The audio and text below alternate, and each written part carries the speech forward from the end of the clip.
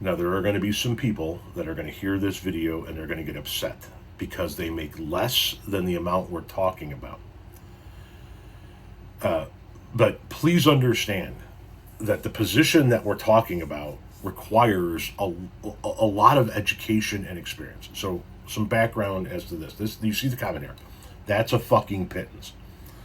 This is in response to a video I did the other day about a woman who talked about an experience interviewing for a job. She was interviewing for a job for a biotech company, a medical company, on the research and development team. And they were looking for somebody that has a master's degree and 2 to 3 years of experience, or a bachelor's degree and 8 to 10 years of experience. And she fell in the second category. She has a bachelor's degree and 8 to 10 years of experience in the field. Let's just pause right there. That is a shit ton of education and experience, no matter which side you fall on. If you're the bachelor's degree in 8 to 10, man, it took you a minute to get your bachelor's, and you had to put in a decade worth of time to get the experience that they want. If you have a master's and 2 to 3, yeah, you've put in a shit ton of time and a shit ton of fucking college to get to that point. And the position was paying $18 an hour with literally zero benefits. No health insurance, no PTO, no paid vacation, 18 an hour, zero benefits. And I've had people that saw that original video and go, I don't know, 18 an hour, it seems like rich people money to me. And I get it, that there are people out there making less than 18 an hour.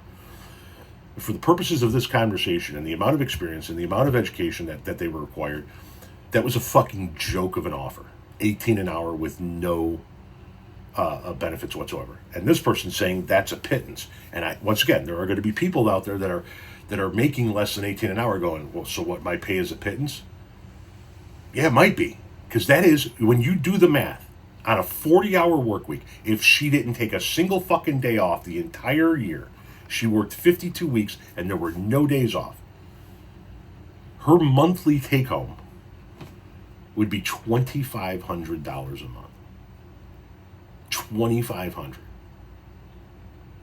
You can't even get a fucking apartment for $2,500 in a lot of places.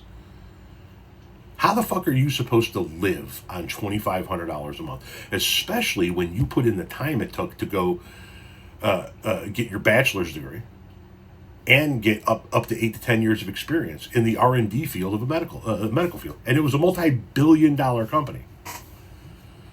So, yeah, people are going to hear this and go, it's a pittance, I'm making less than that, or you must think low of me. No, we think low of the people who pay you.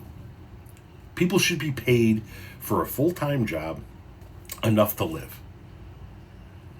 $2,500 a month doesn't even cover rent, let alone food, transportation, and the fact that there's no fucking medical insurance with this job. She's going to have to pay for her own fucking insurance. Yeah, it's worse than a pittance. It's literally not worth taking the job. Literally. And once again, I know that there are going to be people that hear that and go, it's not worth taking an $18 an hour job. No, it's not. You can go make $22 at McDonald's right now in many places and at least have some fucking benefits. No, it was literally not worth taking the job.